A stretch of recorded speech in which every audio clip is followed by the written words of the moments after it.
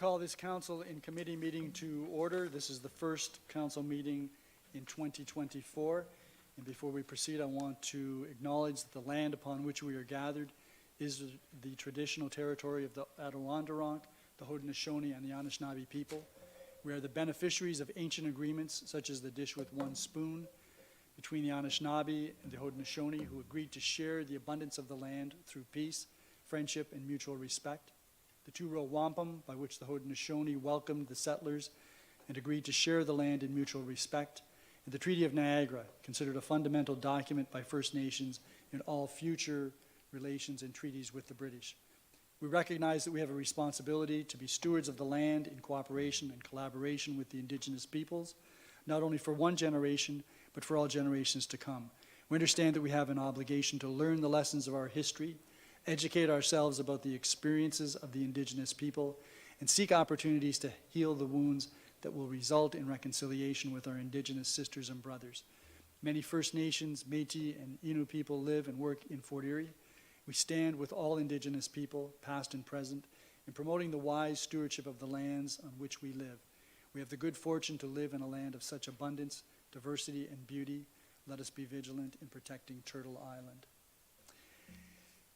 Mr. Clerk, the roll call, please.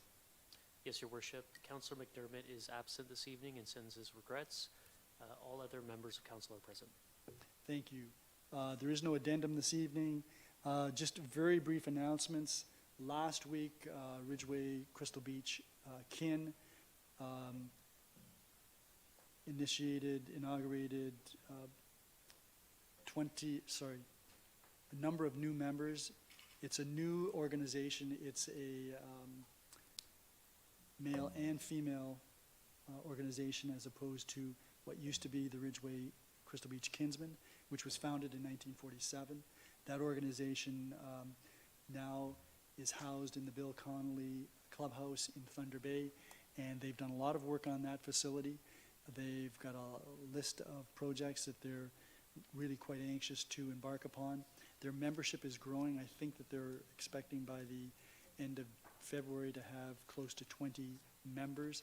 So it's one of the fastest growing kin clubs in the district, and will be, if they get to 21, the third largest kin club in the district. The other thing I wanted to do was just thank the organization of the health care rally last week, the people who organized it, Heather Kelly and her SOS Healthcare Fort Erie. I want to thank all of those who attended, certainly all of the speakers and the volunteers who took the time to make sure that everybody had access to ways that they could voice their views on the matter. And so thank you to all of those individuals who attended, all the councillors who attended, and the community for showing its commitment to our health care services here in Fort Erie. Are there any disclosures of pecuniary interest?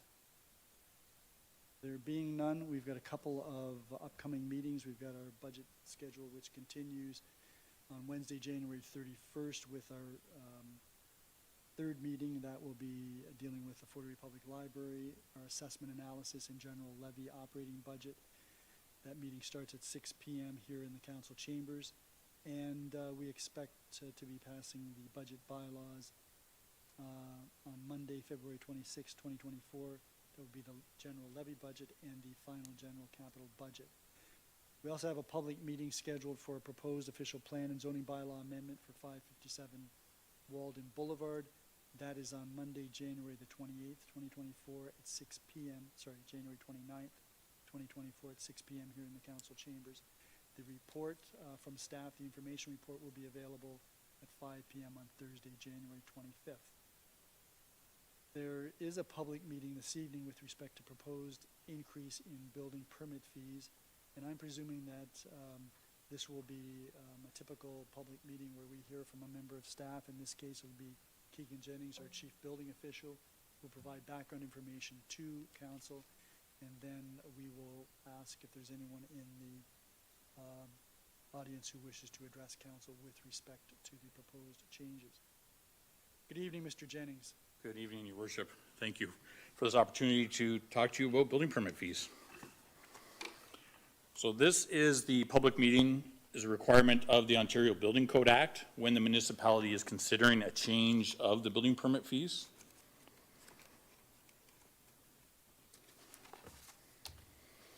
So the newspaper advertisement for this public meeting was taken out in the Fort Erie Observer on December 7th. This meets the mandated requirements for the notification under the Act. In addition to the requirements under the Act, staff have also posted this on the town's website. The notification also went out on the town's Facebook page, and notice of the public meeting was sent to our regular builders and developers in the town. To date, no builders have responded to the email that was sent, and I've had no correspondence with anybody about the proposed fee changes. The Finance Department presented the fee and charges report to Council on December 6th. In that report, it was proposed that the public meeting be presented to Council in January. So why building permit fee increases are proposed? The Building Code Act allows municipalities to collect fees that represent the anticipated cost of administering the Building Code Act and its regulation. Where the revenues collected exceed the anticipated expenses, the funds get transferred into a reserve account. And where there is sufficient revenues to cover the costs associated with that year's enforcement, then any shortfalls can be budgeted out of that same reserve. Excuse me, Mr. Jennings, why don't Yep. we let the, I presume this is for the audience's benefit, Yes. so why don't we just make sure that we've got something up there, okay, so it's there. Yep. Okay, thank you. As you can see from the chart that's on the screen, between 2020 and 2022, our revenues exceeded our expenses, so we were able to allocate funds into the reserve account. In 2023, there is an expected shortfall in the revenues. This, I'm going to just put a caution on this. The numbers on the screen are from what has been budgeted, and this accounts have not been reconciled for 2023 yet. So although this is showing a $445,000 shortfall, we don't expect that. Any shortfall that is found in 2023 can be subsidized out of the reserve account, sorry. So in 2022, the town hired BMA Consulting to review the building permit fees, with their report coming to council in April of 2023. At that time, the proposed fees were all approved. And as part of the consultant's work, they were recommending that the increase in fees continue to have the CPI indexing every year. So that's what this public meeting is for, is to show 3.6% CPI indexing applied to our current fees. What that means for some of our general classifications, as you can see on the screen, assembly occupancy would go from $2.04 to $2.11 per square foot. Our minimum fee would go from $182 to $189. Majority of our fees, we are still below the regional average, with the exception of the office. Our proposed fee is to go to $195 from $188, and the regional average right now is at $193 a square foot. That was the fees. So the 2023 fees that we currently have were the ones that BMA Consulting came up with, and then we just applied that 3.6% increase to those fees. A couple of the other categories that were pretty common for us to see, or we use as a benchmark, is public pools. We are well below the regional average by almost $200 on the public pools. Our farm buildings were slightly below regional average, and our cost per $1,000 of construction value is higher than the regional average. That one we don't use too often. I'm trying to remember, it's probably been a couple of years since we've used that fee. We've changed the fees categories over the years to encompass more different kinds of construction and different projects, so it's very rare for us to use that fee. The 3.6 increase is similar to what was already been done across the remainder of the town rates. With the proposed fee increase, here's an example of what that would do to a building permit application as compared to our current rates to the proposed. We see an overall difference in the building permit fees on a 2,360 square foot house of $129.36. Estimated value of construction of that same house was just over $600,000, and the proposed fee change is less than 0.02% of the overall construction cost, or estimated value of construction. In 2023, it was right around the time that BMA finished up their report, the Ontario Building Code regulations introduced new legislation to regulate demountable stages and associated sound and lighting equipment towers. There's a couple examples there on the screen of what we're talking about. So we've had to add a new fee into the bylaw, or we're proposing to add a new fee to address these type of structures if they come in for permits with the town. We've looked at this type of work before. The work involved with the demountable stages from a staffing point of view would be very similar to that of a fee category we already have for multiple tents. And the proposed fee for that for the 2024 term after the increase would be $382 as a flat fee. So annual increases to the permit fees with the CIP indexing would still be proposed moving forward if this is approved, and it would be done annually. We would do a review just to see where we are with our revenues versus expenses, and we would do that annually as well. And if it is warranted, then we would do a fee increase.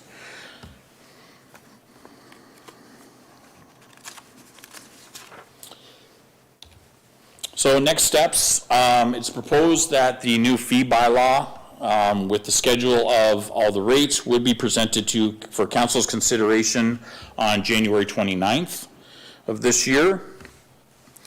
And that concludes the public meeting. Thank you. Very much, Mr. Jennings. Any members of council have any questions? Councillor Noyes. Thank you, Mayor, through Mr. Jennings. Mr. Jennings, I'm not sure what page it's on either. I think maybe 10, the demountable fee. That's new Yep. for the town. And I would imagine that it's also new to new to the staff. Do we have the skill set required to do the inspections and all that? That's what I'm assuming that the permit fees are for, to make sure they're safely constructed. Through the mayor to the councillor. Yeah, this is similar to other kind of structures we would have. With these types of structures, they're going to come in as engineered structures as well. So there's going to be a professional engineer design them, and we would be there to check that design. The other side of it is just to cover the administrative costs. So the processing of the permits and to do the inspection work. Okay, thank you. Welcome. Any other members of council? Mr. Jennings, on page 6, you had several items, changes to the permit fees, and you've got per $1,000 of construction value. And we're above the regional average now. We're going to be a lot above the regional average. Can you explain what this is? Your worship, this would be for projects that we wouldn't classify under our regular category. It could be something like maybe a retaining wall adjacent to a building entrance, where we don't have a category to say we can't charge it by an area because it's not a very large area. We don't have any other mechanism to charge a fee. So then we would say, okay, based on the value, the retaining wall is X, then we would charge that to cover our costs.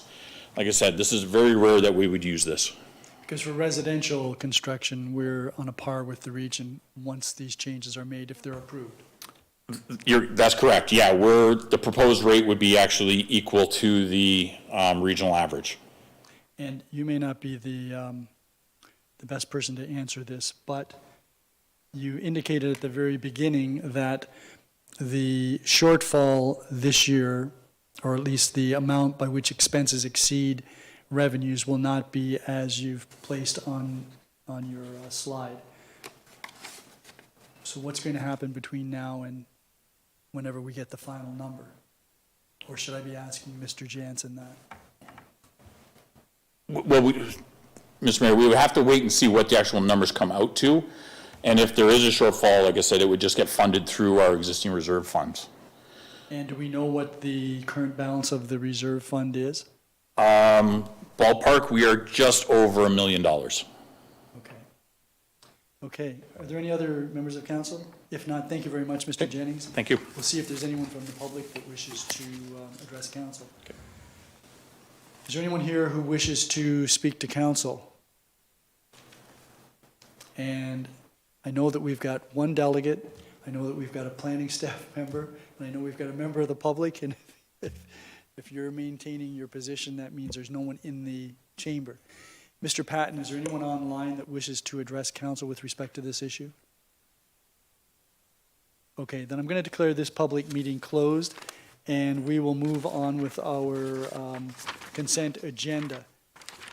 And we have two items. Are there any reports that anyone wishes removed from the consent agenda? If not, then can I have a mover for the consent agenda? Councillor Lewis. So the consent agenda is on the floor for any questions or comments. It's a particularly uncurious council this evening. Mr. Walsh, I presume that you're the one who deals with the dedicated locator agreement because you'd be the designated staff member to deal with this. It was quite a lengthy agreement, and the only suggestion that I have is that on paragraph 11.8 of the draft agreement, there's a provision that, and this I think is Appendix 1. Yeah. So that would be on page 23 of that agreement, paragraph 11.8. And that paragraph deals with periodic review. And it says that the agreement is valid from the effective date and remains valid until superseded by a revised agreement mutually endorsed by both the town and the dedicated locator. And I would think, I'm going to ask the CAO, I would think that you might want to consider whether that should also make reference to the possibility that it could be terminated. So in other words, there's no reference here to the fact that the agreement remains valid until it's terminated, after which it wouldn't be. So could you ask our lawyers just to check that before it's presented for signature, presuming the report passes? Mr. Mayor, if I may, the impetus for the agreement is Ontario legislation. So until the legislation changes, the locator agreement is required. This agreement has been vetted through our legal counsel already. Okay, then that's fine. We've got provisions for termination. Clearly, the agreement doesn't remain valid after it's terminated, but I can chat with you about that if you've had communication with the lawyers. Sure. And I also had just wanted to comment on PDS 01-2024, which is the Development Building Bylaw Status Report. And just to point out that we're now clearly seeing the shift away from our preferred housing mix to a housing mix that is becoming highly bent towards townhouses. And this was a good example of that information. So those were, that was the, it's not really a question, I apologize. Yeah, or as Councillor Noyes would say, don't you agree? Okay. So if there's no one else that has any comments or questions with respect to the consent agenda reports, I'll call the question. All those in favor of the recommendations? That is carried. That then takes us to Planning and Development Services, and Councillor Dubanow, I hand the chair to you. Thank you, Your Worship. Planning and Development Services is in session for the evening. We have no presentations or delegations this evening. However, we do have a report, and that's PDS 02-2024. That's the proposed draft plan of subdivision and combined official plan and zoning bylaw amendment recommendation report for 1211, 1225, and 1237 Pettit Road. Could I have a mover for that? Councillor Christensen. That report is now on the floor for any questions or comments from members of council. Councillor Noyes. Thank you, Councillor Dubanow. One of my questions, and I have to look at my computer here, in regards to the zoning change, the official plan amendment and the redesignation. Now, right now, this area is zoned, I think, low density, and we want to go to medium density, and we're going to have the proposed development in front of us says it's going to be 25 units per hectare. But the medium density residential designation can be up to 50 units per hectare, from what I understand. So are we then agreeing that, okay, let's say this developer wins $1 billion and decides to move to Hawaii and tap somebody else on the shoulder to develop this, and they come back and say, well, I want a new site plan agreement, and rather than having 25, I want to do the maximum 50. Are we then basically agreeing to that if we approve the zoning bylaw? I don't think we are, but Ms. Del do you want to expand on that, just how the recommendation report ties into the proposal? Yes, Mr. Chair, through you to the councillor. So the applicant is proposing to redesignate the property, but council would be approving the plan that's in front of them as part of the draft plan. So this application would not be going through a site plan process. They would be proceeding with the development that's in front of the council. So they would be constructing single-family home, single detached dwellings, semi-detached, and townhouses. Councillor Noyes? Yes, and thank you for that explanation. I do understand that, but I'm saying, okay, and we've run into this before where things, 5 years down the road or 10 years down the road, there's a new developer, and because we've zoned it, we've increased the zoning or changed the zoning, then the new developer says, okay, forget that site plan, I want to come up with another site plan. Are we then kind of arguing against ourselves that, yes, it's zoned for up to 50, but we only want you to do 25? Are we kind of creating a problem for us moving forward? I see you shaking your head, so the zoning isn't tied, the zoning is tied to this particular site plan, and if another site plan comes, they still have to, they're married to the 25? Yeah, and just to expand on that, Councillor, for Councillor Noyes, so Ms. Del if they were envisioning something like that, they would have to come back for a second application that would come before council. Would that be correct? That's correct, yeah. Councillor Noyes? Yeah, I understand they're going to come before us again, but I'm just wondering, are we just kind of giving them ammunition through the zoning change? But anyway, I'm not going to belabor that point. The other concern I have is that, okay, so they're asking for changes, and I don't particularly have a problem with the changes until I get to the changes in regards to the lot areas. So now they're asking for a smaller lot area, and it's supported by staff's recommendation. So now we have a smaller lot, but we still want to put the same size house on it, because basically we're saying you can have a smaller lot, but yet the lot coverage is going to remain the same. Not for all of them, but for parts of it. And I'm thinking, well, if we are agreeing to a smaller lot, why would we not stick to the lot coverage for a smaller lot? Can you, Ms. Del do you have an answer for that? I'll try to answer that. So the applicant is requesting for a reduction in lot area. The increase in the lot coverage is largely to accommodate the porches and the deck. So they are not requesting any reduction in the setbacks to the dwelling. Yes, they are increasing, and I would like to say that again, yes, they're increasing the lot coverage. It's not to accommodate the reduced setback, it is to accommodate the porch and the decks. Councillor Noyes? Okay, I just, when I see the reduction, No, fair point. and it's referring to that, the reason being is that the lot's smaller, so therefore It's going, but we still want to put the same amount of stuff on that particular lot. So I'll let that one go too. Just see if there's anything else I have. Nope, that was my last question. Thank you, Councillor Noyes. Any other members of council, questions, comments? Your worship. Yeah, thank you.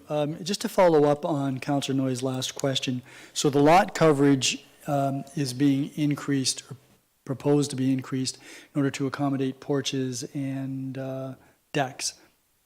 Is there anything that says it has to be a porch or a deck? In other words, could the building itself be expanded into that increased lot coverage area? Ms. Deloria? Through you, Mr. Chair, no, they cannot increase the size of the building because they are not seeking any reduction in the building setbacks. So the interior side yard setback is 1.2 meters, they would have to comply with that. Okay. And I did have an opportunity to speak with Ms. Dilwaria prior to the meeting, and the single detached dwellings in the report indicates that the zoning would be R2B. I believe that's not correct. Ms. Deloria? That's correct, Mr. Chair. There is a typo in the report. It's instead of R2B, it should be R2A. That makes much more sense, Ms. Deloria.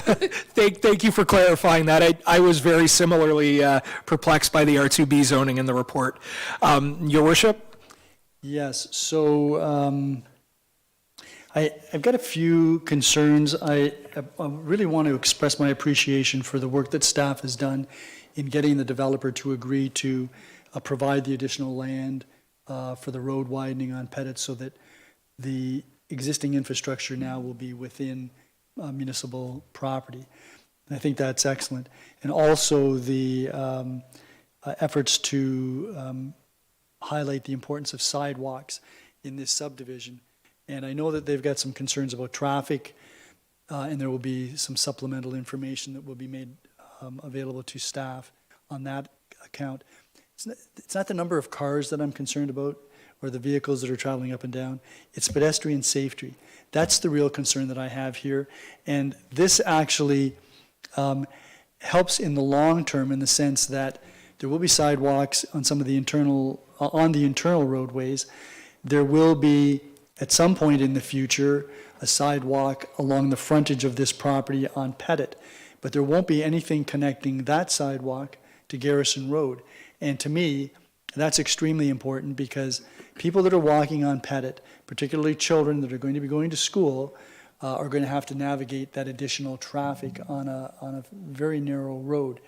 So my question is, I know staff is suggesting that there be cash in lieu with respect to the sidewalk on the frontage of this property, and that at some future point, there may be a development to the south, and that would be the impetus for a sidewalk there. But we don't know when that will be, if that will be. And so what can we do? Does staff have any suggestions as to what we can do in terms of sidewalks to connect this development with Garrison Road? Ms. Deloria, I'll go to you first, and you can shift it over to Mr. Walsh if you like with regard to the infrastructure side of things. But do you have any thoughts on this? Only thing that I can mention is when we are going through a development application, that's our opportunity to take the sidewalk. But if we go through the process, more development applications would be coming in, we'll have an opportunity to take more land for sidewalk. But as of now, till the time we reach to that point, we would not be able to get that connection. And if I can just ask you a follow-up to that, Ms. Deloria, is the developer going to be constructing sidewalks, or can we request that they construct the sidewalks even though they'd be kind of an orphan?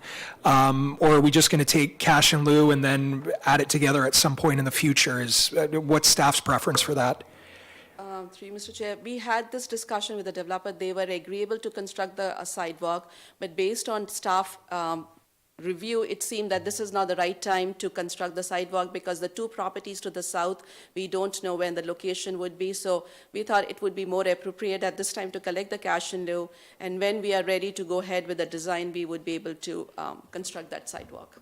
Thank you, Mr. Deloria. And Mr. Walsh, if I can just come to you really quick.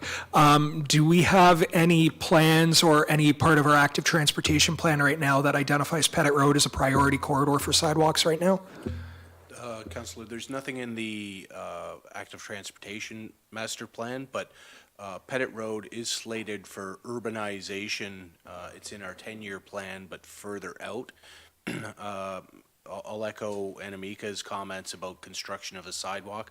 Without a fulsome design of Pettit from Garrison to probably Birdie, placing sidewalks now is not the most appropriate thing to do.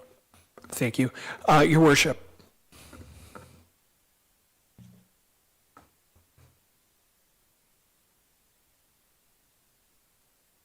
So I'm not really comfortable about this, not just this area, but any area. Helena Street is the other example. Yeah. Where we've got this growth taking place. We've got these new units going in, and we're not really, I don't think, adequately addressing the urgency of the safety. Having sidewalks here when the road is reconstructed, maybe within the next decade, that's great. I support that. I'd like it sooner rather than later, and I suppose it's one of the challenges when you have growth and you have infrastructure that may be inadequate, as in this case where the sewage capacity at the pumping station isn't adequate, so there has to be a holding provision put on, or you may not have adequate sidewalks, you may not have adequate school capacity, you may not have the healthcare facilities. There's a whole range of issues that we're faced with and having to try to deal with, on the one hand. On the other hand, we have a provincial government that is hell-bent for leather to build houses, and not necessarily affordable houses, but houses. And so we've got that context within which to, our staff gives us advice as to what we can do, what we can't do. So that's a concern that I have. And the other concern that I have is, as I alluded to before in talking about the development building bylaw status report, is this mix of housing. It's not a mix of housing. It is a mix of housing. It's not the mix of housing that we have authorized, and it's not heading in the direction of what we've authorized.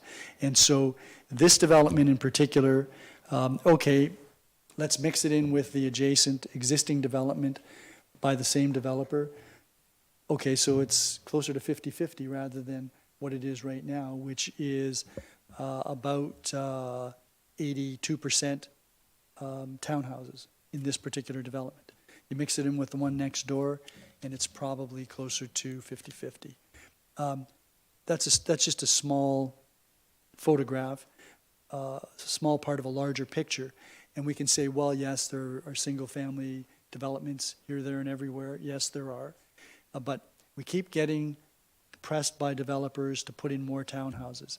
And this ship may be leaving port, and it may be for a variety of reasons. It could be that the consultation process for this development started under a different group of planners that had a different view, maybe weren't as aligned with the vision of growth that this council has as our current staff.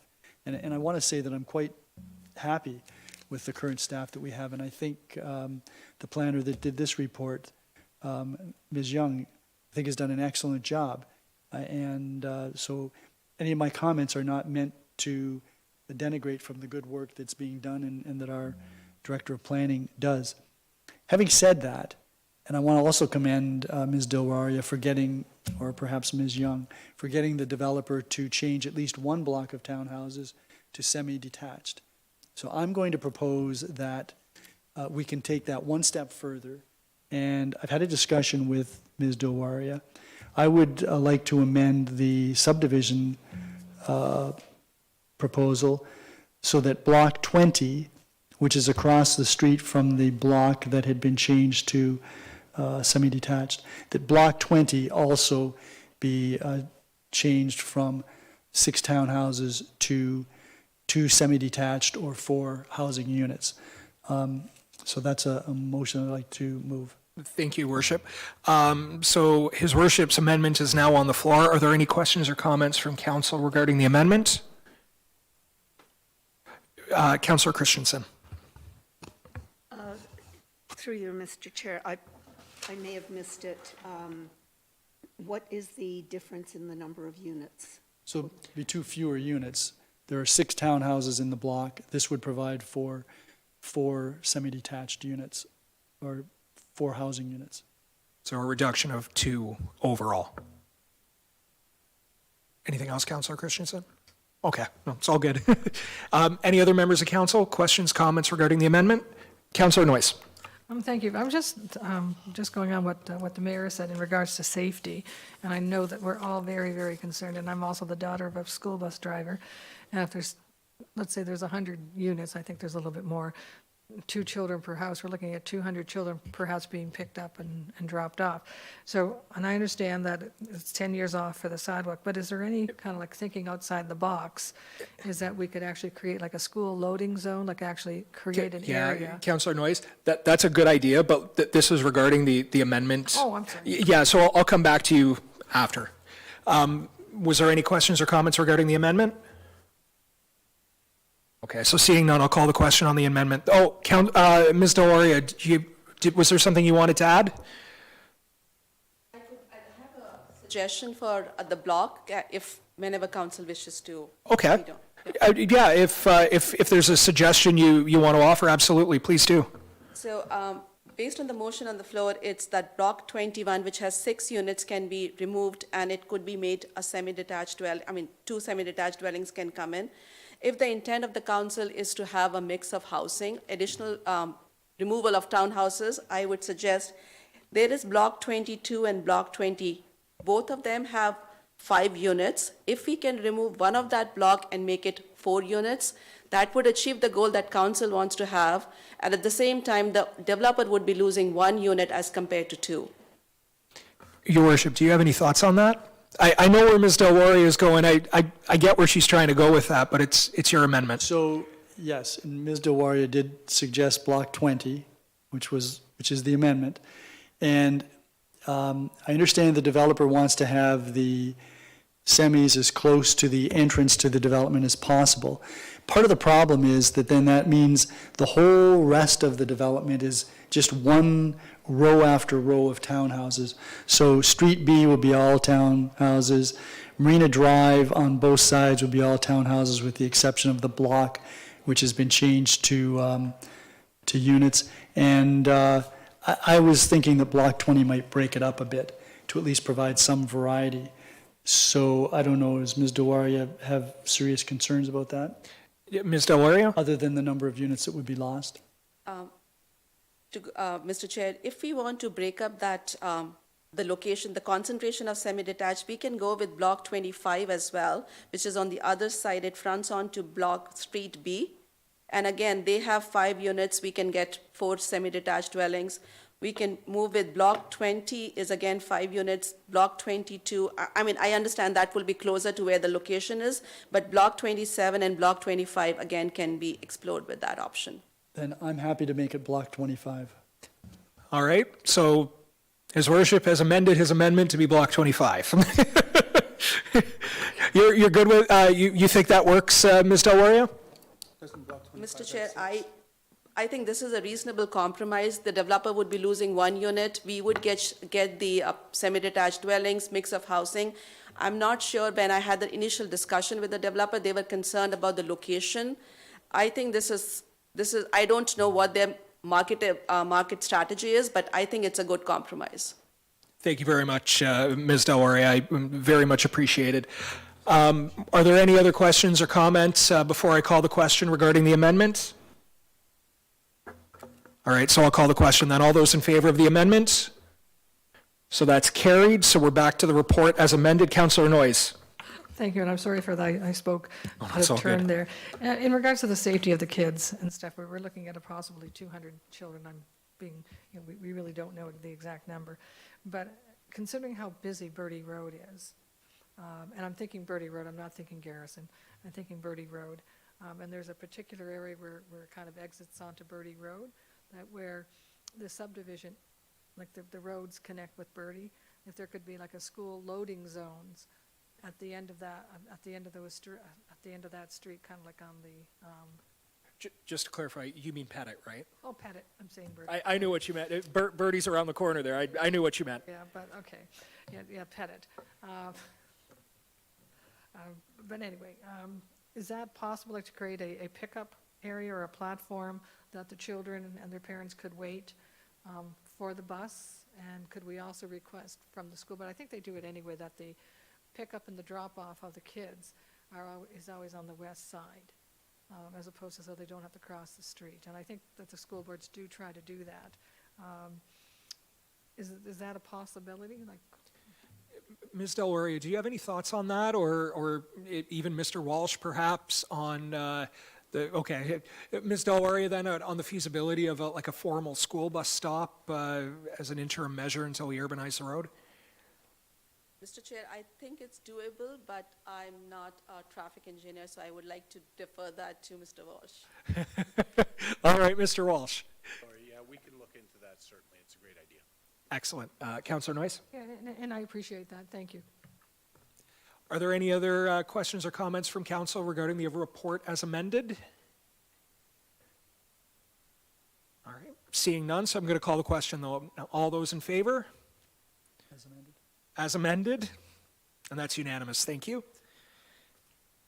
So moving right along, we have no other reports this evening, but I'm just wondering, anyone have any new business or inquiries, Your Worship? Had an inquiry about 477 Ridge Road, what the status of that is.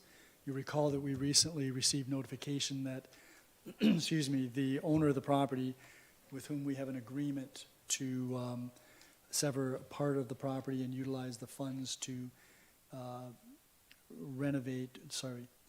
repair and restore the old Zavitz property, has now got the property for sale. So I'm just wondering if there's any update on where we are with respect to whether that constitutes a breach of the agreement or if there's some other steps that we can take. Yeah, Ms. Delauria, do you have some information on that? Yes, Mr. Chair. So I had a discussion with Mr. Callum about the appeal, and he had mentioned that the owner of the property, Mr. Maloney, who is a lawyer for the owner of the property, he's been trying to get in touch with his client. They are working on, he's trying to get in touch and try to resolve the issue, but it's my understanding there are still some outstanding works. I think the date for the consent expires somewhere in February, but as there are so many outstanding concerns, I don't think he would be able to meet those deadlines. And it's my understanding that the consent would lapse. But again, if something happens and Mr. Maloney is able to get in touch with the client and they're able to resolve the issue, it's a different story. But given the circumstances as of now, I don't think they would be able to complete that transaction. Your Worship? That could be, and I guess we'll know when we get to that date in February, but in the meantime, one of the things in the agreement was that we would withhold continuing to levy penalties against the property because it's not in compliance. And so each month that goes by, this property owner is not being charged, and now it appears that he's clearly violating his commitments to this council, and he's not being charged. So I think we should be looking at something other than just waiting for the date in February when the consent lapses. So I would ask the CAO maybe to follow that up with Ms. Delauria. Thank you. Thank you, Your Worship. Was there anything else? Do any other members of council have any new business or inquiries they wish to raise this evening? Any question regarding the business status report? All right, seeing none, I hand the chair back to you, Your Worship. Thank you. Thank you very much, Councillor Dubanow. That takes us then to Infrastructure Services, Councillor Noyes. Thank you, Mayor. Infrastructure Services is now open. There are no presentations or delegations. There are no reports. Any new business inquiries? Mayor Redekop. I had an opportunity to discuss with Mr. McQueen whether we have any type of standard for the replacement of expired streetlights. And I'm wondering if we could maybe get a response on that. Do you want me to direct it to Mr. Walsh or to Mr. McQueen? Either's fine. Mr. Walsh? Through you, Madam Chair, so the minimum maintenance standards that we subscribe to through policy do have a standard. Without having it in front of me right now, I don't want to quote it, but I do know the timelines are extremely loose and don't meet council's standards by any means. They don't meet my standards either. We are having contractor issues right now. The contractor came back in town last week. We got a number of streetlights repaired. There's still a lot outstanding. There's still a lot outstanding for far too long. We are looking at alternate measures. I'll leave it loose like that in open chambers in the near future. Mayor Redekop? Yeah, so I'm wondering, that's my understanding, and I know that this has been a matter of concern to not only council but also staff. So I'm wondering, will we be receiving some type of information report maybe that talks about the new contractor and maybe talks about the type of standard that might meet our expectations and provide some relief to residents who, unfortunately, streetlights happen to be about as visible as you can get in a community. And so when we're tardy in replacing those streetlights, it's really obvious. So is there an anticipation that we're going to get some type of report on that? Mr. Walsh? Madam Chair, we did not anticipate bringing a report to council. If there is a change in contract, it would be done through the purchasing policy, and it's within the realm not to bring that to council. Then what about a report with respect to the standard? If the minimum maintenance standard isn't adequate, it doesn't meet council or staff's desire to deal with this issue, would we be getting a report on that? Or would it be appropriate for me to notice of motion at the next regular council meeting? I'm just wondering, we have an infrastructure meeting coming up next week, I think, and I'm wondering if that could be put on the agenda. I know we have had discussions of this in the infrastructure meetings about the problems with the light fixtures and the contract, et cetera, and changes that need to happen. And I'm just wondering if the discussion happens in the meeting and there's some steps forward or next steps, so to speak, would that be sufficient, or would you still want to report if that was not? Well, I guess I'd just like to see that this is being considered by staff, because I don't know what the standard might be. I don't know whether, you tie it to the number of lights that are out, or you tie it to some type of time frame, or you tie it to the lesser or the sooner of whichever. But I think there needs to be something. We need to have a target, and we need to have a target that we can commit to, and hopefully a new contractor will be able to meet. So I'm happy to wait to see what comes out of the infrastructure subdivision committee meeting, and we'll know by the next regular council meeting, and if there's progress, great. If not, I could bring a request for a report. Thank you. Mr. Welsh, can we make sure that puts on the agenda for our next meeting? Yes, we can. Thank you. Any further comments or questions? Seeing none, that brings us to, I have a question. In regards to snow plowing, and I just got this question actually emailed to me, I think today or yesterday anyway. When we have a contractor, is the expectation when they plow a road the same expectation that we have for our own, like the town staff snow plowers? What I'm hearing is that some of the contracted roads for snow plowing, they go this wide and the town goes this wide. Is there any expectation or requirement on how wide the snow plowing on a road has to be? Madam Chair, without looking through our winter control bylaw, again, I don't want to give you a specific answer on something I would need to look up right now. I can get back to you tomorrow on that, but generally, I would think yes is the answer. Yeah, but basically, the contractor should be providing the same service that our own contractors are. That's what I thought. Thank you. So that brings us to the business status report. Any comments or questions? Seeing none, infrastructure services is now closed, and I'll turn the chair back to the Thank meeting. you very much, Councillor Noyes. That then takes us to corporate and community services, and that would be Councillor Flagg. Thank you, Your Worship.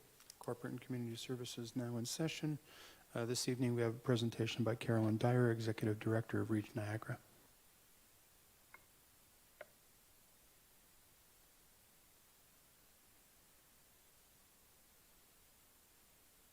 The presentation up. Perfect. Does this change the slides, or do you want me to let you know? Perfect. Okay. Hi, everyone. Thanks for having me today. I have 10 minutes, so I'll try my best to be on time. So I'm going to go quickly a little bit about Reach Niagara. I'm not sure how many folks here have seen our mobile in the town of Fort Erie.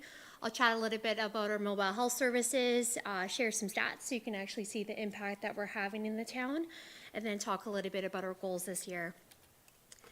So who's Reach? So we're relatively new, started in 2019, and it really came from a place, there were significant gaps in providing healthcare services to your homeless folks, folks who are couch surfing, really individuals who would otherwise have issues accessing primary care services. From there, in 2021, we got this beautiful mobile health clinic. It is super fancy, sponsored by TELUS Health, and that gives us that flexibility really to travel all over the region to be able to provide healthcare services. We are very partner-driven. Healthcare now, you cannot do things on your own. You really need to work with others, and we partner with various locations across the region. In the town of Fort Erie, we work very closely with Burgess Community Health Center. We also oversee Niagara's Saver Supply program. We actually had the Minister Yaks come and join us on Friday here in the town of Fort Erie. And that goal of that program really is to address Niagara's, I hate using the word, but it really is a drug crisis. And the intentions are to minimize overdose and fatalities. We also provide care as part of Bridge Housing and part of that recuperative bed unit project. So that's an 8-bed unit where folks who are homeless, who are very complex and being discharged from the hospital, who require ongoing care, they have somewhere to go versus sending them back on the streets or back into shelter where they're not getting the care truthfully that they need. We see a lot of amputations. Just to kind of give you an idea of what we see there. We depend 100% on grants and donations. That's the part of being new, but also not the good part of being new is we do not have base funding. Our vision, our mission, very high level. So our vision really is that all folks who are homeless or marginalized have equitable access to healthcare. That's very different than saying equal access across the Niagara region. How are we going to do this? We're going to do this with our community partners by providing compassionate care and really reducing those barriers that we know many folks experience when trying to access really basic healthcare services. A little bit about our mobile clinic. We service across the Niagara region. So we're right now in 8 service locations. And I think that's the beauty in some ways of our mobile health clinic. We're not limited necessarily to one place. We also offer multiple services on our mobile health clinic. That has been a learning for us over the last 6 months. We're seeing people where we need to be their one-stop shop because they are unable to get anywhere else. So we provide primary care. We'll always have a physician or a nurse practitioner on mobile. We have a system navigator, and then we have a mental health and addictions counselor. We partner with numerous community agencies, not only as part of our service, but also as part of finding a location. So we're located, Jarvis. We did a lot of work chatting with community partners and really just getting a sense of where we need to be based on the needs of the community. Why is this important? I think this is so critical to really showcase what makes this model unique and why is it important when we talk about population health. The biggest thing we hear is folks struggle to keep and maintain appointments, and that's really because, you know, they're thinking in that day, where am I going to sleep? Where am I going to get food? And so when you say, now you have to keep an appointment, that's very challenging for people. We don't require an appointment. A lot of mistrust in the healthcare system, which is quite disappointing, truthfully, but something we do hear quite a bit about. And so for us, we really focus on building that trust and also give people the time they need So again, that's the benefit of not having an appointment. We could see someone for 10 minutes. We have seen people for an hour because again, they're so complex. Ability to access care, so I think we can all appreciate transportation is such a barrier in our region, just being so geographically spread. So we go to where people congregate, whether that be your food bank services, whether that be your shelter systems, and we show up the same time and the same place every single week. And sometimes that's what it is in a community. It's just showing up and being visible, and then people come to you because they're like, what is that mobile over there? And then we end up having great conversation and getting people in for healthcare services. We do not require a health card. Very, very important. That is such a barrier for folks to get a health card nowadays. You actually have to get to Service Ontario to get a picture done, which again, for many folks, that in and of itself is a challenge to be able to do. I will say, if I could put an asterisk in anything, is this: people we see are very deeply impacted by trauma, and we're talking about very significant trauma events, whether that be witnessing the death of a family firsthand, being raised in a household surrounded by drug abuse or human trafficking. And that is something with our model of care, it is very much focused on trauma-informed. So instead of saying to someone, what's wrong with you? It's tell me a little bit about yourself. Tell me about what's going on. And so our framework for our care is grounded in trauma-informed care. Who do we service? Our niche, and we really try hard to stay in our lane, is really for those who are underhoused. And you know, that looks very different. Could be couch surfing, could be actually accessing a shelter, could be actually living on the street. Over the last year, we've really expanded our services, and I think it's speaking to the needs that we're experiencing across the region, where now we include those that are living in poverty, experiencing some form of food insecurity, lower literacy levels, education levels, struggling to find employment, non-employed, very limited access to healthcare service, and really deeply impacted by mental health and addictions. And that's really for us, is that without us, they wouldn't be able to go anywhere else. Our impact, I just think this is a beautiful visual, just really to show the impact we're having on our community. So this is from January 1st, 2023 to December 31st, 2023. I think the key things you can take away from this slide is, wow, we have done so much work from Q1 to Q4, and that speaks to a number of different things. We've expanded our locations, we've expanded our services, and we have devoted a significant amount of time in building relationships with our community, where then more people are coming to us because they trust us. You can see from this as well is we do more than people we see, and that speaks to complexity. That folks we often see, we are doing multiple things for them.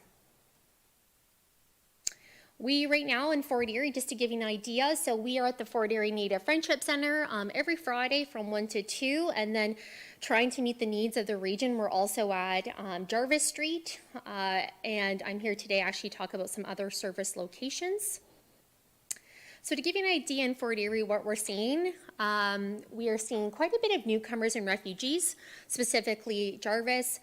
We see folks who identify as part of the Indigenous community, and then we see a number of folks impacted by mental health and addictions. When we look at our data, the top reasons for a visit is we're seeing folks who are very complex, who need access to additional specialist care. So it's trying to bridge that gap to specialist care. And then the second reason, and we see this in every single one of our sites, mental health. In about a 3-hour clinic block, that's typically what we do, and that seems to be the sweet spot for our clinics. We service on average 3 to 4 community members per hour. I will say sometimes that varies. Sometimes we see more, sometimes we see less, and that's again because someone can show up where we're having to do quite a bit for them, where we can't see as many people. We ask folks with outreach, where would you go? And so when I look at the data for Fort Erie, the top thing that people say is nowhere.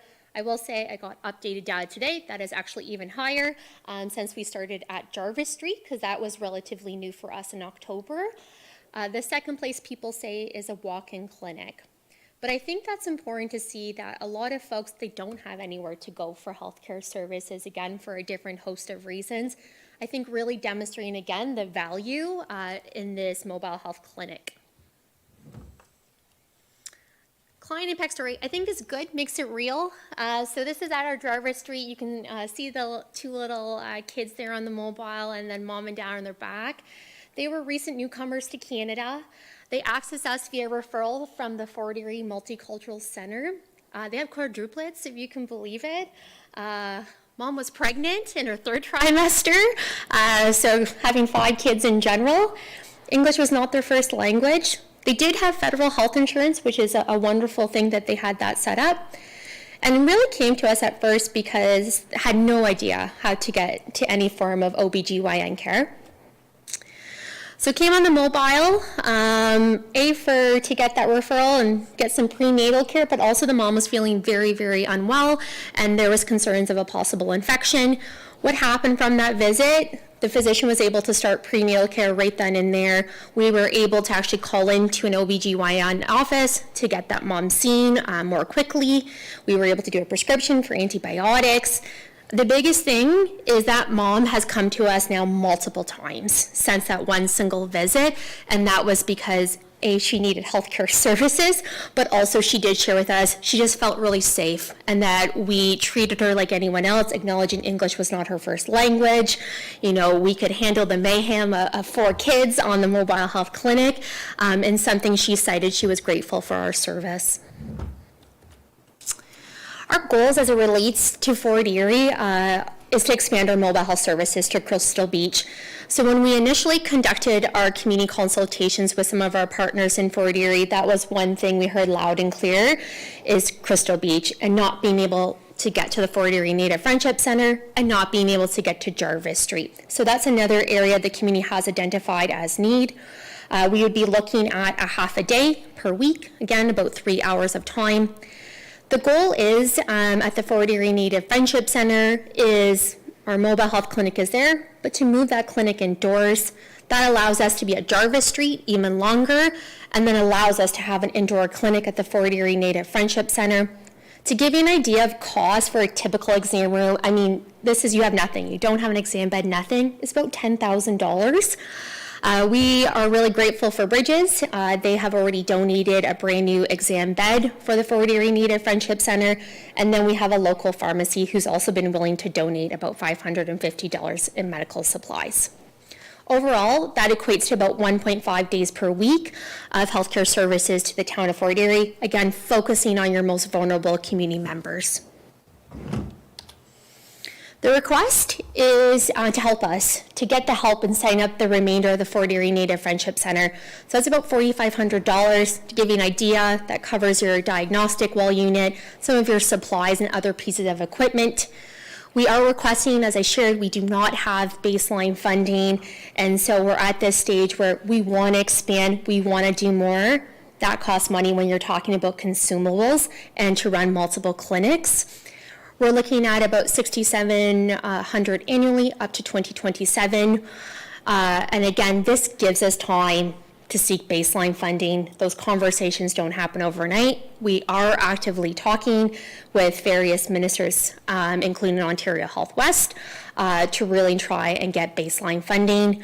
But it really allows us to guarantee the expansion of our services. That is it. Thank you very much for having me. Thank you, Ms. Dyer. Any questions? Councillor Noyes? Thank you, Councillor Flagg, to Mr. Ira. Thank you for all you do and for all the services that you're offering. On page 3 of your presentation, you talked about the beds, the 8 beds. Oh, yes, yep. And I just want to know a little bit more about the beds, exactly, like an 8-bed unit. Where is this 8-bed unit? Sure, so that's funded through Niagara Region Housing and Homelessness Services, and that's based out of Niagara Falls. It's intended, the 8 beds, for anyone who is homeless, who is in hospital, who is being discharged and requires ongoing care. Then the discharge planners from the hospital would send folks via a referral that gets reviewed by our physician to be able to access this 8-bed unit. If I can continue, who would then be providing the continuing complex care? As part of the 8-bed unit? Yeah. Family physician through REACH. Okay. Yep. And is there a limit to the number of days someone can occupy a bed? Yeah, great question. 6 to 8 weeks is the goal. That does change, of course, depending on the needs of that person. Okay, I guess on the other, and thank you, those are great, that's great. In regards to your access to specialized care that you're assisting someone, they would then need a health card to be able to access that specialized health care. Do you assist them with getting their health card? Because you said earlier that's a big stumbling block for a lot of people. Right, yeah. So we do have a system navigator on the mobile, and that's actually one of our core activities is assisting folks in getting a health card. Okay, thank you. I'll go to Councillor Christensen first. Excuse me, you mentioned one of the issues being access to specialists. And I was wondering the nature of the referral, so the family that you mentioned with linking them to the OBGYN. If they are not located in Fort Erie, is there any assistance in providing either physical transportation or what assistance is available to actually implement a referral? Right. So for us in that case, what we do once we make a referral, and if it's not available in that person's community of choice, then from there we do coordinate transportation for that person to be able to access specialist care. So through another donation, we've been able to get taxi chits and bus passes. And again, depending on the nature of where they're located, we do assist that person in accessing that. Thank you. You're welcome. Councillor Lewis. Thank you, Mr. Chair, and thank you for the presentation. It was very interesting going through this week when reviewing the package. Two questions. One being, when do you anticipate the visits to Crystal Beach starting, and what location would that be within Crystal Beach? Yeah, great question. So we are actively recruiting for a family physician to be able to expand to Crystal Beach. So that's step one, is finding someone, and we have a number of activities underway for that. And then in terms of location, we heard a lot of different feedback. We heard about the one church, I believe it was St. Thomas, that does a food bank program. And so for us, we always try to align when we can if, again, a food bank program is happening, because those are the folks, truthfully, that we want to service. I will say we are open to ideas, but that is a spot that we did hear overwhelmingly from the community. Perfect. And then the other question I had in terms of if someone wants, on the physician side, to get involved with your group, or if someone just wants to make a donation, how do they find you? Where do they find you, and where do they go? Yeah, so online for donations, that is available. And then for physicians, it would be reaching out to myself, and my contact information is on our website, and then it would be myself or Dr. Stobie, so he is our medical director, where we would speak with the physicians. We are always looking for physicians who want to do this work. Talking with some of our physicians, they're there because it's meaningful. It is very different. We have a few that have full-time practices, and they have said they do the work of REACH because you see firsthand the impacts to your community. And last question, if I may, in terms of the physicians that are volunteering with your organization, are any Fort Erie physicians currently volunteering? Yes. So Dr. Saranchuk, so he does work for Bridges Community Health Center, and then he's also with REACH Niagara. I should note the physicians, because they have an agreement through the Ministry of Health, through Shelter Healthcare, so they do receive a social rate for their time. Perfect. Well, thank you very much. And Yeah. Thank you. Your Worship. Yeah, thank you very much, Ms. Dyer, for coming out, and thank you for everything that this initiative does in terms of helping those who need assistance. How are you funded now, currently, for all of your locations? Right now, so donations and grants. So you're not getting any funding from either the provincial or federal government? No, we're not. We get funding for our Safer Supply program through Health Canada. However, that is a completely separate arm from our mobile health clinics. And you did indicate, if I might share, that you are seeking sustainable funding. Is that from the provincial government? Yes, we've started conversations with the provincial government. As we can appreciate with our provincial government right now, primary care is not necessarily at the forefront. And so we are trying extremely hard to bring that to the forefront, where now we are looking at having conversations with the Ministry of Health, because you have two different funding bodies for healthcare services in Ontario. Please let us know if there's anything we can do to help. Yeah, thank you, Mayor. Thank you. Other questions? Ms. Dyer, thank you very much for coming Thank you. tonight. Yeah, thank you.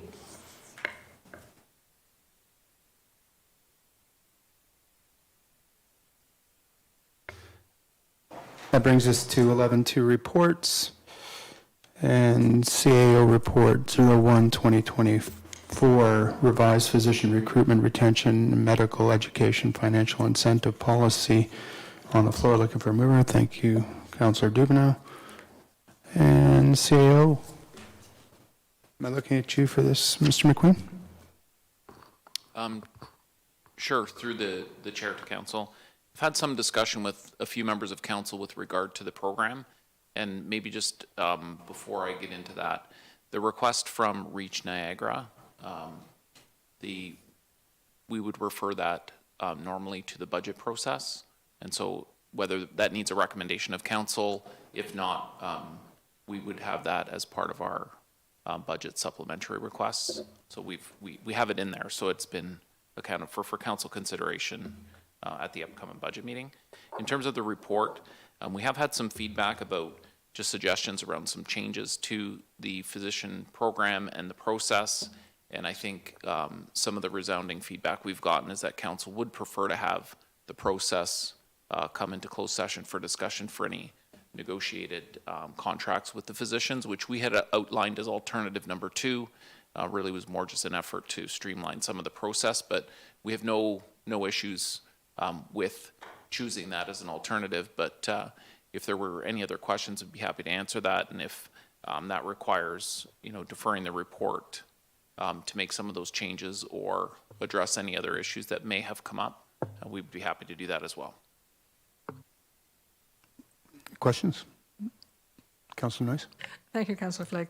I did have an opportunity to talk to the CEO earlier today, and one of my thoughts in regards to the urgent care coverage, which it looks like that we're hoping that the new doctors or the doctors that we attract would commit themselves to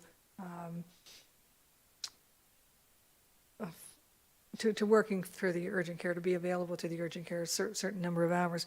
So my thought was that I'm 100% behind that, because urgent care is something that we really do need, is that perhaps we have to have an incentive for that. So in other words, if Dr. Jones comes and he's not interested in it at all, we're not going to turn him away. But if Dr. Smith comes and they're very interested and they're willing to do that, that perhaps there should be an incentive built into there, that for those doctors who do come to us and are willing to do the urgent care part, and I understand there's extra training, et cetera, and qualifications to be able to do that, that we would recognize that through some type of an incentive program, whether it's dollars and cents or whether it's reducing the number of years of return service or something like that. I don't have all the answers for that, but I'm wondering if we can turn that question back to the Health Committee to perhaps consider, and in regards to, making it a win-win, basically. And Mr. McQueen, under advisement? Thank you through you to council. I think it's a great suggestion that we take that back, look at potentially different levels of incentives or some type of alteration in the incentive for those physicians willing to and qualified, which is another issue that we address, but the qualifications for the UCCs is quite specific as well. But I think we could bring that back, make some revision to that, and bring that through the Health Services Committee for their feedback and input. They've been quite helpful, getting us to the place that we're at now. And so I think their feedback would be helpful in looking at some options to address that. So thank you. Thank you. Yeah, and I appreciate that. The only other question I had a discussion again with the CEO in regards to equipment, and I'm all for medical equipment, and I think I have a better understanding that we're not talking about a desk and we're not talking about a telephone. We're talking about actually equipment that is going to be used to provide the service. So I'm okay with that. Thank you. Thank you. Other questions? Your worship? Thank you very much, Chair. I had an opportunity briefly to discuss this report with Councillor Lewis, and there's a number of aspects to this policy that I think need a bit more consideration and a little bit more refinement. We've been working on, we've identified a couple of years ago a need to have a more solid policy with respect to the physician recruitment initiative. And so I'm thinking that if it takes another month, that's not a big issue. But some of the things that I'm concerned about, and I appreciate the comments or the suggestion made by Councillor Noyes about, what if a doctor does work in the urgent care center? They obviously are paid for working in the urgent care center. This may have some aspect to their work-life balance, which was something that I never understood. It was all work. And but I understand that today's physicians value the opportunity to have a life aside from work. It's not just the urgent care. If they don't qualify for urgent care, we still may need doctors to work after hours. And I think that's something that we need to address. There's the issue of where should we be trying to encourage these doctors to work other than in one location or another.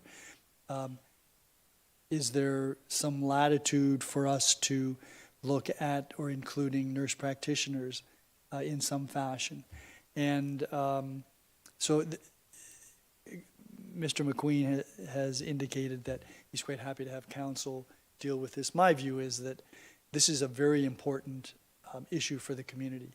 And among the stakeholders that aren't necessarily specifically identified in the report are the residents of the town of Fort Erie. So that when we're dealing with these things, I think it's important that we make sure that the reason we're even doing this is to try to address the needs of the healthcare needs of our residents. So what I'm suggesting is that there be an opportunity for some further consideration on this policy based on any further questions that councillors might have or suggestions they might have, such as Councillor Noyes'. So I won't move to defer this yet. I'll just wait to see if there are other comments from members of council. Thank you. Other members of council, any questions? That's a lot of head nodding. I'm looking back at you, Your Worship. No other questions. Then I would move that we defer this report to the February the 12th committee meeting so that staff can provide further review and additional information with respect to the proposed policy. Any questions on deferral time only? Seeing none, we will move that. All those in favor of deferral? That carries. Thank you. Brings us to 1122 CS 13 2023, the development charges background study, which was originally deferred. Looking for a mover. Mr. Chair, if I can just raise a point of order very quick. I'm not sure why this is on the agenda because it says that we deferred this to January 20. I'm just getting some clarification on why this is being brought back right now. It just doesn't seem to make much sense, just based on what the agenda's here. Mr. Clerk? Through you, Chair, to the councillor. The report was it was originally deferred to this meeting. It's included on the agenda just as a housekeeping item to make sure that we weren't losing track of the report, just to advise you that it will be coming to the January 29th council meeting. I guess we don't deal with it tonight then, Mr. Chair. It appears that way. All right. So that's just information then? That's correct. Yeah, the report is not attached. It was just for information to let you know that it will be coming to the January 29th meeting. Excellent. Thank you. I'm sure Councillor McDermott would have picked that up, but Councillor Flagg did not. 11.2.3 EDTS 01-2024 Niagara Gateway Economic Zone Center Community Improvement Plan Tax Increment Base Grant Application by Holland Power Services. Moved by His Worship. It's on the floor for discussion. And I think that's probably Jonathan.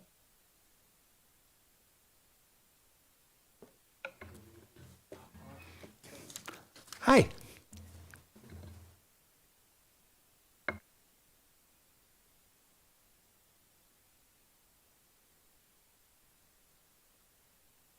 Say good evening again. Good evening. Happy to answer any questions that council may have, but we have been working with Holland Power Services since 2021, and they have purchased property here in Fort Erie, specifically in the Stevensville Industrial Park, and they're looking to build an industrial facility. They have been operating for over a year here in Fort Erie out of a temporary trailered location on Winger Road. Thank you. Any questions on the recommendation? Councillor Noyes? I think it's very appropriate that one of the things they concentrate on is provision of emergency power, restoration services usually as a result of severe weather events. We do happen to have them every once in a while. So I'm glad to see that they're moving closer. I guess my only question is I don't see this particular development causing any noise or anything else like that to any significant event. But again, it is in the industrial zone, so it can be expected. So the type of work that they'll be doing is predominantly the storage of the vehicles on site, and then there will be mechanical work, some light assembly work, some metal fabricating, all around parts for the emergency power restoration vehicles, so it should not be a disruptive operation. Thank you for that. My last question will be in regards to them getting to that site and from that site, and I'm just commenting because I'm pretty sure they'll do it anyway, is that they do not use East Main Street to do that, that they actually access the site through Winger Road, not through Main Street. Okay, we can note that with them. That has not come up. Because there's a school just down close there. Anyway, thank you. Other questions? Councillor Dubanow? Yeah, just more of a comment, Mr. Chair. I'm very happy to see a grant request of this nature. You know, an ask of this nature, if you will. I view these expenses not so much as a cost to the municipality, but more of an investment, particularly when you look at, you know, the levy implications for industrial development. It's much higher than residential and commercial. The economic spin-offs, jobs it creates. I think Councillor Noyes' comment about how, you know, we've had some serious challenges in the past with, you know, I don't think I'm going too far to say natural disasters of a magnitude last Christmas, where you know, we had trucks coming in from Sudbury and Cornwall and everywhere else. They were staging in Niagara Falls, waiting to come here. I think it's pretty, you know, kind of interesting that we're hosting them here to do the same thing. So I'm very happy to see this. I know it looks like a lot of money when you look at it from this perspective, but it's an investment, and the economic spin-offs of this nature always pay dividends well beyond the investment that we make. So I'm very happy to see this. Thank you very much, Ms. Grummett, for all the work you do in the Economic Development Department. I think you do a fantastic job, and I'm looking forward to seeing more of these come forward. Thank you very much, Mr. Chair. Thank you. Other comments? And just to be clear, this is a shared grant, correct? That's correct, between the town and the region. Thank you. Seeing none, call the question then. All those in favor? Carried, thank you. Thank you. And that brings us to new business. And 11.3.1, attendance at RAMA, Rural Ontario Municipal Associations. Whoop. Back up to new business. Oh, I'm sorry. Okay. Conference, January 21st to the 23rd, 2024. Looking for a mover? Thank you, Councillor Dubanow. And speak to it as well. Go ahead. Yeah, thank you very much, Mr. Chair. I think this is a great idea that we're getting out to Roma and some of the other conferences. I saw the list of minister meetings that we have. I think it's fantastic. The more we can get in front of our representatives at Queen's Park to advocate for our community, the better. I hope, and this is more just a general comment moving forward, because traditionally members of council have always attended the Association of Municipalities of Ontario Conference, AMO, as we call it, in August, and that's where almost all of the municipalities in Ontario, except for I think maybe 5, are members of AMO. And it's our big conference where we meet with representatives from Queen's Park. But Roma is a good example of a smaller conference where it's more targeted in nature, but you still get a lot of good FaceTime with MPPs, cabinet ministers, premier, and other individuals. And it's more of a comment. I'm not expecting anything tonight, but just going forward, our rules of procedure actually specifically state councilors attending the AMO conference. And I think it might be beneficial going forward that we find some flexibility in that. Perhaps I'd be the lone exception. I think I'm the only councillor at this table here. It's entirely within the urban boundary, Ward 2. So I don't think I qualify as a councillor who can be a member of Roma, at least looking at their bylaws, but my colleagues here can. But there's other conferences like the Great Lakes Conference. I think there's some other municipal conferences. So just a comment going forward, perhaps we can look at some flexibility. There may be opportunities for other members of council to attend. I think it's a great idea the mayor's going. I saw the list of meetings that you had set up. I think it was like 7 of them, more than we typically get at AMO. I'm really looking forward to this, and I think it's great. And that was just a comment moving forward. The more time we get in front of ministers and representatives from Queen's Park, the better. So that's just more for the CAO and the clerk, just a comment on there. Thank you, Mr. Chair. Your Worship. Yeah, and it should be clear that I'm not going by myself. I'm going with the CAO, and he and his staff have done a great job putting together, our staff have done a great job putting together the various presentations. And we are meeting on some very particularly important issues here for the community. Just to follow up on Councillor Dubanow's comments, there is AMA, there's Roma, there's Great Lakes, there's Good Roads, there's the Federation of FCM, which we've never belonged to. I don't know that we've ever sent anybody. Maybe we have in the past. So it would really be, I think it would be prudent if we did take a look at bylaw number 14007. And I think it would be helpful as well if we tried to spread out where councillors are going. I think that was the point that you were trying to make, that it's great to have everybody going to AMO, but we can, I think, maximize the benefit to these types of conferences if we get out to more. And over time, we could certainly be, 1 year one councillor or 2 councillors could go to one, the next year some different councillors, and the other councillors go to something different, because I think we need to reach out, and when we get opportunities to meet with ministers at whatever form it is, we need, I think, to take advantage of that opportunity. So I think maybe I've stolen some of your thunder, Councillor Flagg, but it looks like it would be prudent if we did take a look at that policy. Yes, Councillor Lewis. Thank you, Mr. Chair, and I just want to echo the comments by the Mayor and Councillor Dubanow. I am glad to see that Fort Erie is taking part in Roma. I know we're not a member, and it has been a while since we've been to, I believe, a Roma. Probably the last time was when AMO and Roma were together, might be the last. But I do think it is beneficial going to some of these that we don't naturally fit into for the lobbying efforts that Councillor Dubanow mentioned. And as well, just to mention the MPP and MP barbecues and other issues that are ongoing within the constituencies are also good opportunities for us to maybe divide and conquer and continue following the people that we need things from. So, but I am glad to see the presentations, and thank staff for sharing those with members of council. But and I'll see you.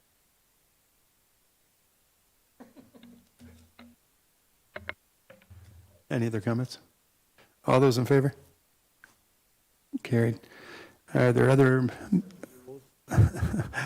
new business? Councillor Noyes. Thank you, Councillor Flagg. I just wanted to bring this up to basically suggest that the Health Committee also look at the change. Keeps turning itself off.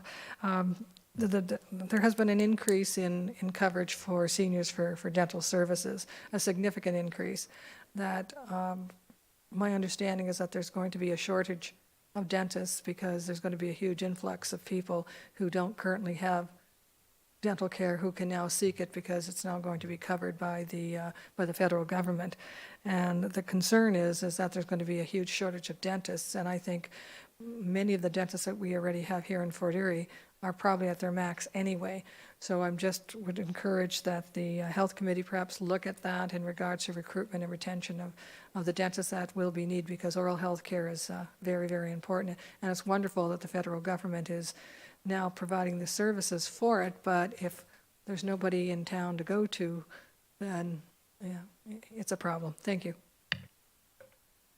Thank you. Other new business? Seeing none. Any questions on the business status report?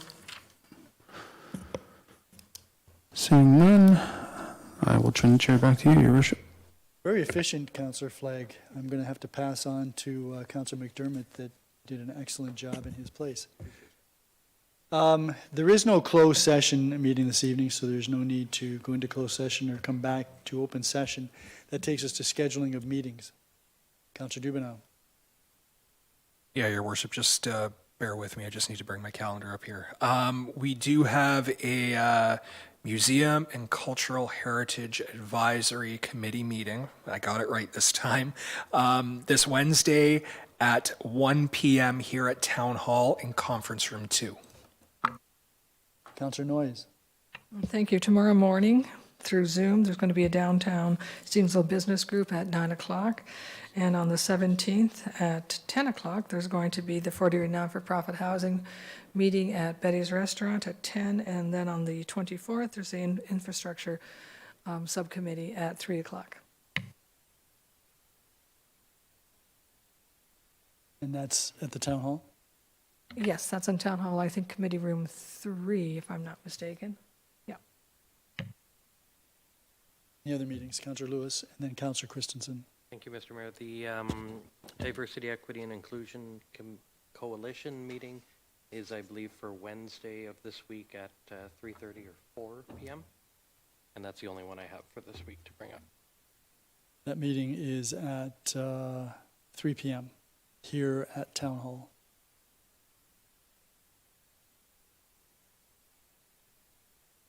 Councillor Christensen.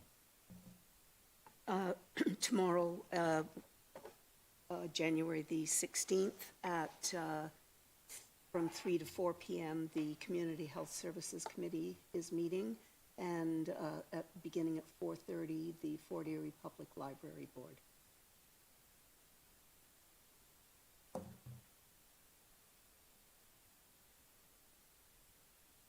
And that's at the library, I presume? Yes. Oh, sorry. Yes, that's at the Centennial Library. Yep. Thank you. Any other meetings? If none, Councillor Dubanow. Yes, Your Worship, I'd like to move that council and committee adjourn at 7:37 p.m. this evening. All those in favor? That is, all those opposed? Okay, well, you voted, but the good news is, Councillor Lewis, you may stay here as long as you wish.